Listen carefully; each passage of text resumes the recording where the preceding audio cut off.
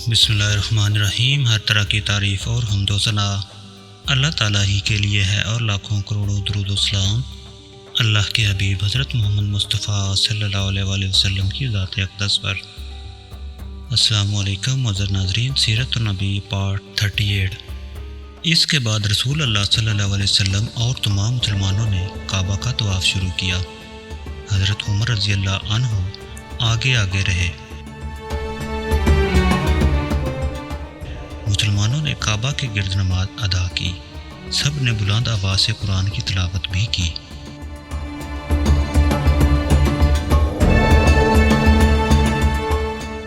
جبکہ اس سے پہلے مسلمان ایسا نہیں کر سکتے تھے۔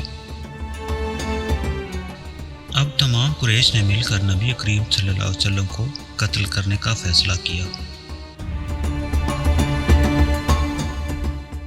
انہوں نے حضرت صلی اللہ علیہ وسلم کے خاندان والوں سے کہا، تم ہم سے 2 گنا خون بہا لے لو اور اس کی اجازت دے دو کہ قریش کا کوئی شخص حضرت صلی اللہ علیہ وسلم کو قتل کر دے تاکہ ہمیں سکون مل جائے اور تمہیں فائدہ پہنچ جائے۔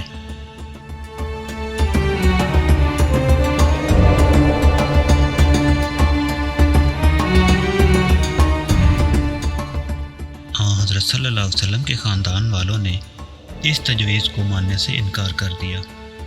اس پر قریش نے غصے میں آ کر یہ طے کیا کہ تمام بنو ہاشم اور بنو عبد المطلب کا معاشرتی بائیکاٹ کیا جائے، اور ساتھ ہی انہوں نے طے کیا کہ بنو ہاشم کو بازاروں میں نہ آنے دیا جائے تاکہ وہ کوئی چیز نہ خرید سکے، ان سے شادی بیاہ نہ کیا جائے اور نہ ان کے لیے کوئی صلح قبول کی جائے، ان کے معاملے میں کوئی نرم دلی نہ اختیار کی جائیں، یعنی ان پر کچھ بھی گزرے ان کے لیے دل میں رحم کا جذبہ پیدا نہ ہونے دیا جائے، اور یہ بائیکاٹ اس وقت تک جاری رہنا چاہیے جب تک کہ بنی ہاشم کے لوگ حضرت صلی اللہ علیہ وسلم کو قتل کرنے کے لیے قریش کے حوالے نہ کر دیں۔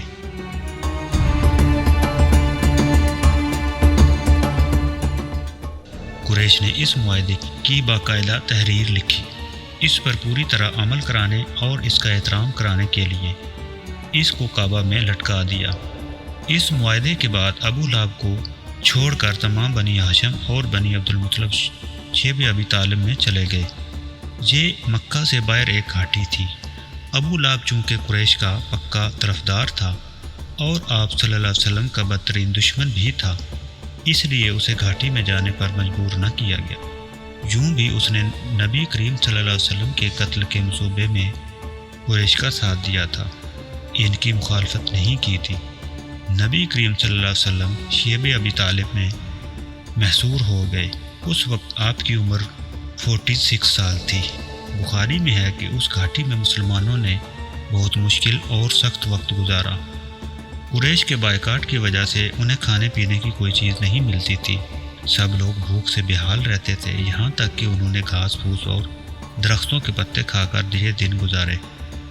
جب بھی مکہ میں باہر سے کوئی قافلہ آتا تو یہ مجبور اور بے کس حضرات وہاں پہنچ جاتے تاکہ ان سے کھانے پینے کی چیزیں خرید لیں، لیکن ساتھ ہی ابو لہب وہاں پہنچ جاتا اور کہتا، لوگو، محمد کے ساتھی اگر تم سے کچھ خریدنا چاہیں تو اس چیز کے دام اس قدر بڑھا دو کہ یہ تم سے خرید نہ سکے۔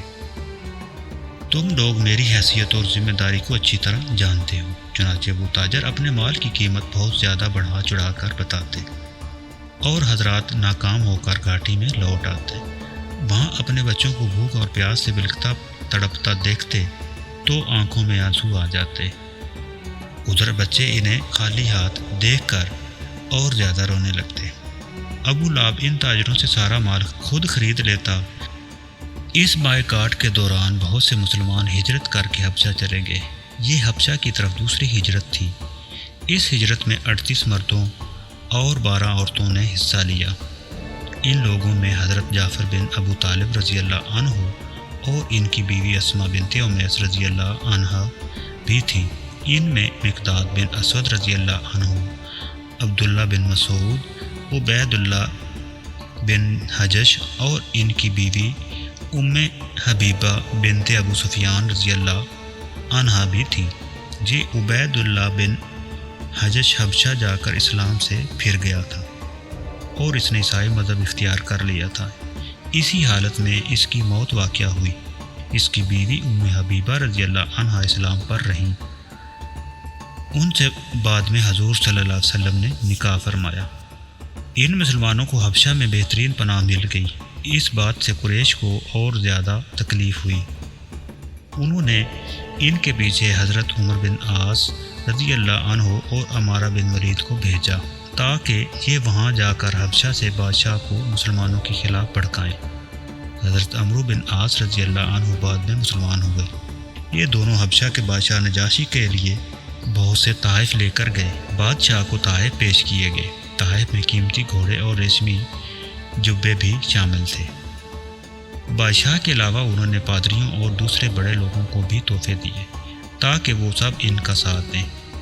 بادشاہ کے سامنے دونوں نے اسے سجدہ کیا۔ بادشاہ نے انہیں اپنے دائیں بائیں بٹھا لیا۔ اب انہوں نے بادشاہ سے کہا، ہمارے خاندان کے کچھ لوگ آپ کی سرزمین پر آئے ہیں۔ یہ لوگ ہم سے اور ہمارے معبودوں سے بیزار ہو گئے ہیں۔ انہوں نے آپ کا دین بھی اختیار نہیں کیا اور یہ کہ یہ ایک ایسے دین میں داخل ہو گئے ہیں جس کو نہ ہم جانتے ہیں نہ آپ۔ اب ہمیں قریش کے بڑے سرداروں نے آپ کے پاس بھیجا ہے تاکہ آپ ان لوگوں کو ہمارے حوالے کر دیں۔ یہ سن کر نجاشی نے کہا، وہ لوگ کہاں ہیں؟ انہوں نے کہا، آپ ہی کے ہاں ہیں۔ نجاشی نے انہیں بلانے کے لیے فوراً آدمی بھیج دیے۔ ایسے میں ان پادریوں اور دوسرے سرداروں نے کہا، آپ ان لوگوں کو ان دونوں کے حوالے کر دیں، اس لیے کہ ان کے بارے میں یہ زیادہ جانتے ہیں۔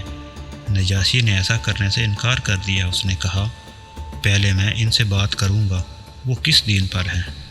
اب مسلمان دربار میں حاضر ہوئے۔ حضرت جعفر رضی اللہ عنہ اپنے ساتھیوں کے ساتھ حضرت جعفر رضی اللہ عنہ نے اپنے ساتھیوں سے کہا، نجاشی سے میں بات کروں گا۔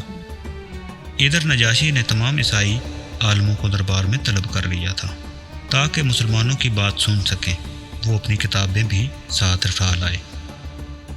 مسلمانوں نے دربار میں داخل ہوتے وقت اسلامی طریقے کے مطابق سلام پیش کیا۔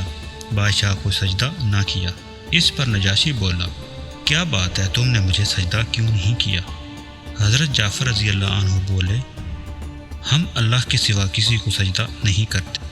اللہ تعالیٰ نے ہمارے درمیان ایک رسول بھیجے ہیں اور ہمیں حکم دیا کہ اللہ کے سوا کسی کو سجدہ نہ کرو۔ اللہ کے رسول کی تعلیم کے مطابق ہم نے آپ کو وہی سلام پیش کیا جو جنت والوں کا سلام ہے۔ نجاشی اس بات کو جانتا تھا اس لیے کہ یہ بات انجیل میں تھی۔